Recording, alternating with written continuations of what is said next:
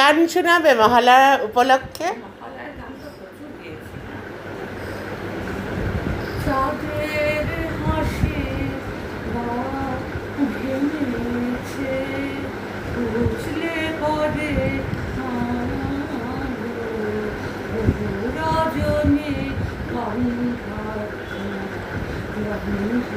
সুধা